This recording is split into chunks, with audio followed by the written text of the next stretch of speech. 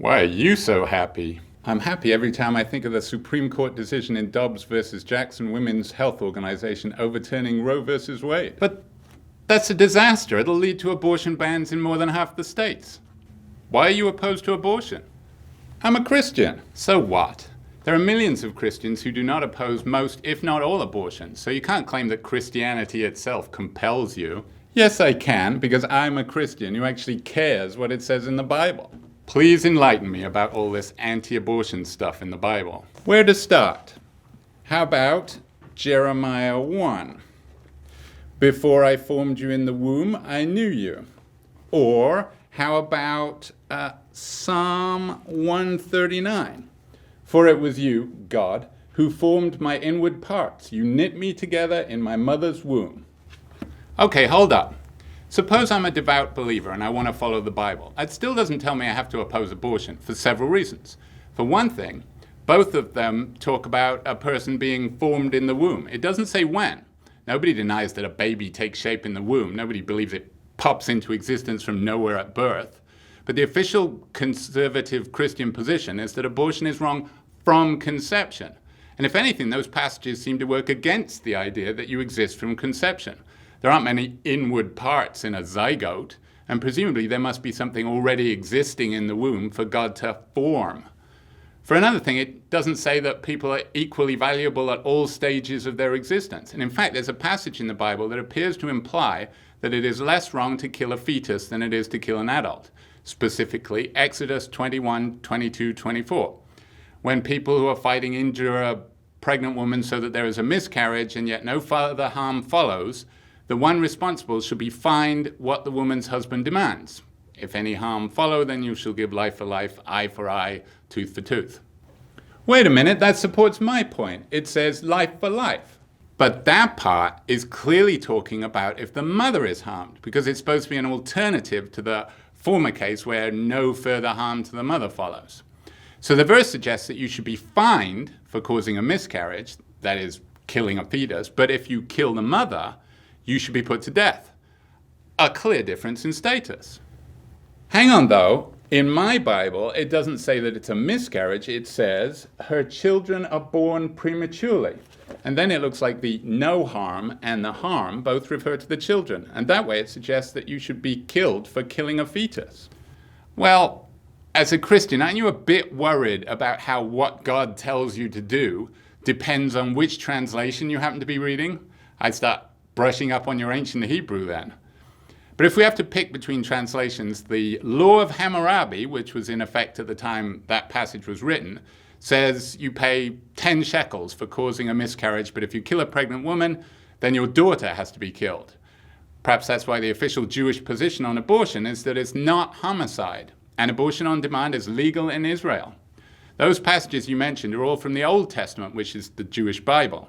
Don't you think they know how to interpret them? But we have the New Testament as well, and that takes precedence in Christianity. Look, an article in Christianity Today titled, "Why is the New Testament silent about abortion?" First line, the 27 books of the New Testament are indisputably silent on the subject of abortion. So that proves you can be a good Christian and be pro-choice.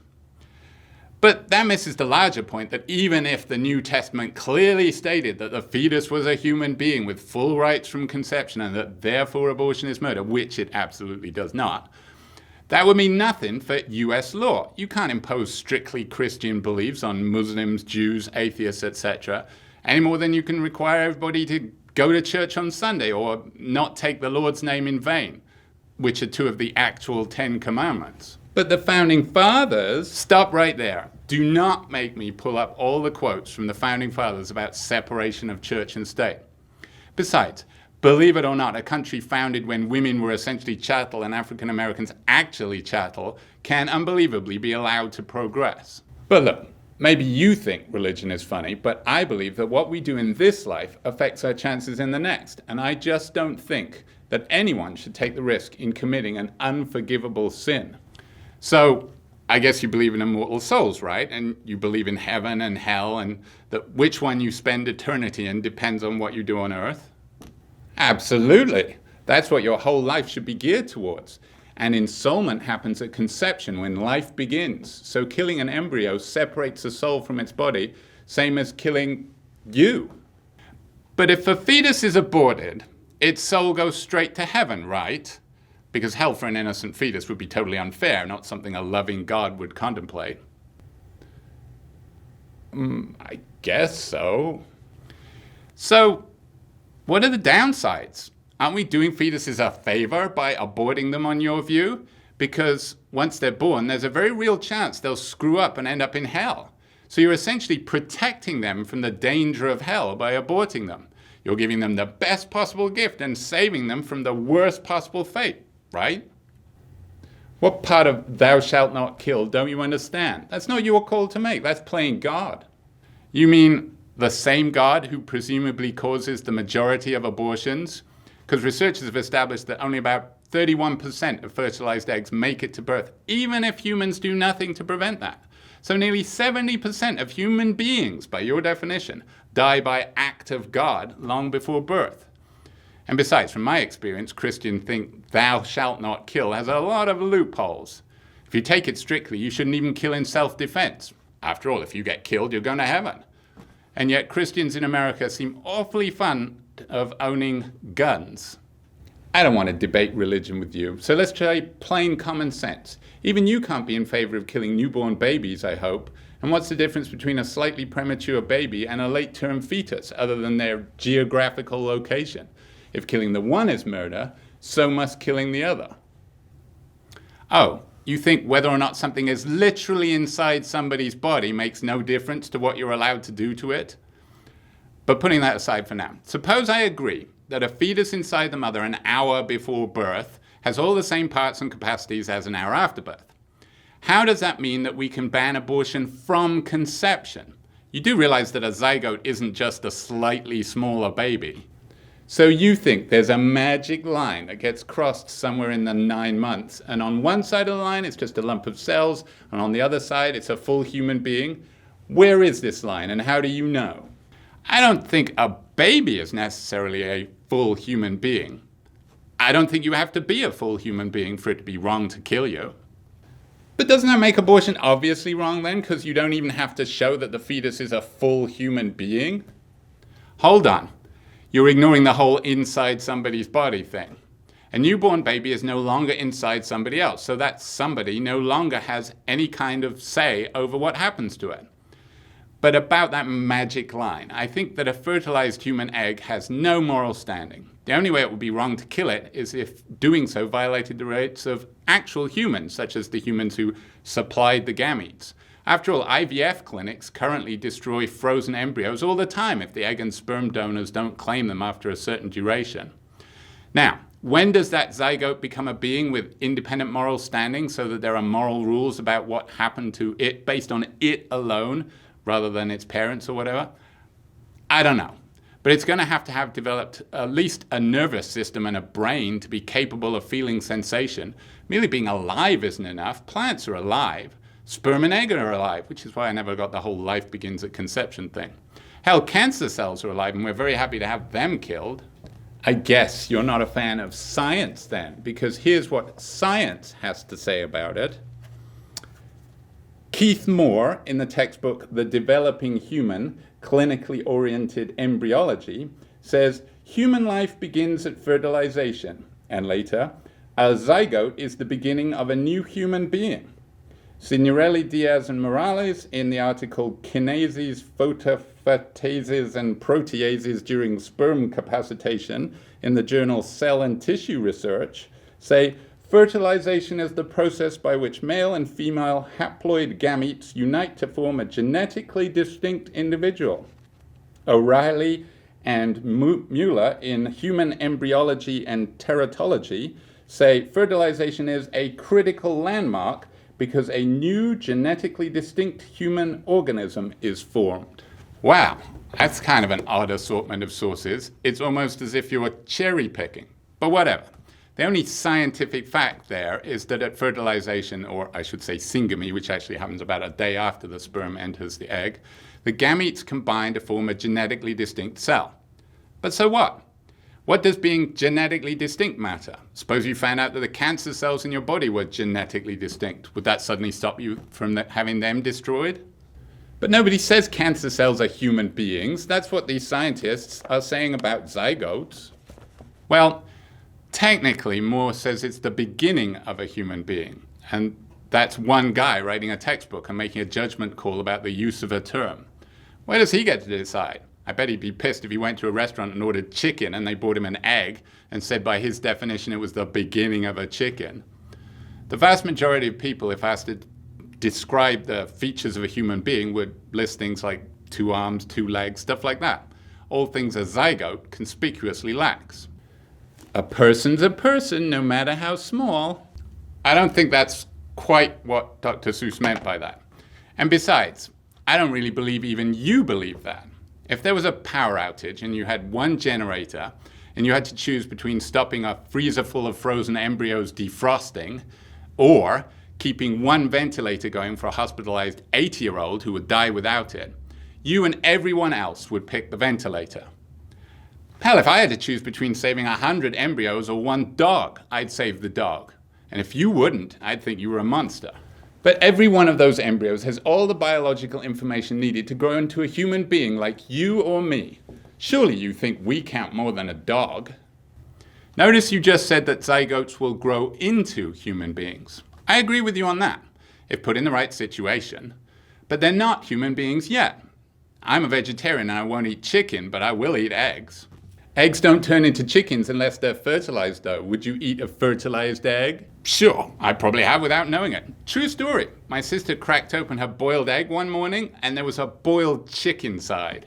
Put her off eggs for years. But every embryo is unique. It has DNA that no other human has. If you destroy that embryo, then that's a unique person you've denied existence. But you do that every time you don't have sex. Surely you don't think failing to procreate is murder, that monks and nuns are responsible for genocide because of their vows of chastity. That's different. There's nothing that actually exists yet that has the DNA combination. I don't get this obsession with unique DNA combinations. I think it's a total red herring. For example, I think if you have identical twin adults, they're both equally valuable, even though neither of them has unique DNA. And on the other hand, are you saying that all the frozen embryos that are sitting in the freezers of IVF clinics that nobody wants have to be adopted? Who gets to bring them to term? Do we have to conscript people if there aren't enough volunteers? Okay, let's forget embryos for now. You said human beings have arms and legs and so on. That's got to mean you think there's something wrong with abortions after about 12 weeks then, right? Did you know that 9 out of 10 abortions happen in the first 12 weeks? But to answer your question, no, because I don't believe the brain has developed genuine consciousness yet. But actually, even if a fetus had all the capacities of an adult and was an unquestionably full human being, I believe there's a strong argument that abortion should be legal. Have you ever heard of Judith Jarvis Thompson violinist analogy? Enlighten me. Okay. In a famous paper written even before Roe versus Wade, she said, imagine you wake up one morning in a hospital and you find out you're hooked up to a patient in the next bed by a bunch of tubes. A doctor comes in and tells you that that's a famous violinist who collapsed on stage last night. And his fans quickly discovered that his kidneys had failed, but that you had the very same rare blood type. So they kidnapped you and hooked you up to him by these tubes, so your kidneys are working for both of you right now. But it's okay, it's only temporary until they grow a new kidney in a lab. It'll just be 9 months. But if you unhook before then, you'll kill the violinist. 9 months, I get it. The violinist is the fetus. But that's totally contrived. And it's not like regular pregnancies anyway. You were kidnapped. Yes, so it's like pregnancy due to rape. But as all you right-to-lifers like to say, it's not the fetus's fault how it was conceived. If you have a right to life, you have a right to life. Killing somebody who was conceived through rape is just as bad as killing anyone. That's why all these new anti-abortion laws have no rape exception. So if you're going to say that you can unplug yourself from the violinist, that means that the violinist's right to life alone shouldn't mean that abortion should be illegal. But the violinist is a stranger. He's not your child. Oh, so killing a family member is wrong, but killing strangers is fine? But look, The point is that everyone thinks you have a right to unplug yourself from the violinist, because even if he has a right to life, that right to life doesn't include the right to use somebody else's body, even if he needs it for life itself. The philosopher David Boonin also pointed out that there's an actual US court case that supports this point, McFall versus Shimp. Which one was a violinist, McFall or Shimp? Ha ha. McFall was an asbestos worker from Pittsburgh who was told he needed a bone marrow transplant or he'd die. But the only donor match that could be found was his cousin, Shimp. But Shimp refused to donate. McFall got desperate and sued Shimp to get the bone marrow, hence the court case. But McFall lost. Even though the judge thought Shimp was selfish, he said forcing Shimp to donate would be like society sinking its teeth into the neck of an individual, and no society that respected individual rights could do that. And notice that donating bone marrow is completely insignificant compared with pregnancy, which permanently alters the mother's body in most cases and can be fatal. And hey, McFall and Shimp were family, right? But that's not the same as an abortion. Shimp didn't cut McFall into little pieces. Well, there are abortions that don't do that. You can literally remove the fetus alive from the mother's body. But if you do, they'll just take longer to die. What are you saving them by not killing them quickly? The point is that anti-abortionists think the matter is settled if you just say that a fetus has a right to life. But that ignores the importance of the pregnant individual's right to bodily autonomy. And as the judge in McFall versus Shimp said, violating bodily autonomy would change the very concept and principle upon which our society is founded. Okay, but Shimp didn't do anything. It wasn't his fault that he happened to have a biological match with his cousin. But with most abortions, the woman got pregnant because she chose to have sex. So she can't complain. She deserves what she gets. Listen to yourself. Deserves what she gets? We've gone from children being a blessed gift to being a punishment. You know what I mean. It's about choices. You'd think the pro-choice side would understand that. Choices have consequences. Let's really look at what you're implying. The thing she did to deserve being pregnant was have sex. There's absolutely nothing wrong with having sex. It's a basic human drive. And furthermore, any man can have sex without any such consequence. So you're saying that somehow only people with uteruses deserve to have to go through a 9-month pregnancy if they have sex. Look, that's just biology. That's not my fault. Dying of polio used to be just biology, but then they came up with a vaccine. And now there are plenty of ways to end pregnancies quickly and efficiently, such as by taking pills. We don't have to accept biology if we don't like it. And I'm not the first person to suggest that if men could get pregnant, those pills would be available at every gas station. But that's different. You don't kill another person if you get vaccinated for polio. Don't forget that McFall literally died because Shimp wouldn't undergo a simple outpatient procedure. Okay, let's give another analogy. Did you know 17 people die each day waiting for an organ transplant? And the organ the vast majority needs is a kidney, something each of us has 2 of, but only need 1. Now, imagine somebody decides to pass the following law that will save thousands of lives. If you drive on an interstate freeway, you get entered into a lottery. And if your number is called, you have to give up a kidney. But there's one more thing, this only applies to men. Let's say they make better donors. And if men complain, they're just told, well, just take surface treats then. Any man who takes the freeway deserves what he gets. Choices have consequences. That law would never stand up on appeal, despite the fact that, of course, if it was passed, it would save a bunch of lives, because at the moment people die waiting for a kidney all the time. Of course, everybody thinks somebody who donates a kidney is a hero, but nobody thinks you should be forced to do it by law, despite all the lives that would save. I still don't think that can be relevant to motherhood. There's a sacred bond between a mother and an unborn child. Oh, sacred. Are we circling back to religion again? Fine, you don't get it. Good thing the majority of people in this Christian country disagree with you. There's a vote on a referendum in Kansas today that will confirm that the silent majority is anti-abortion. You will see.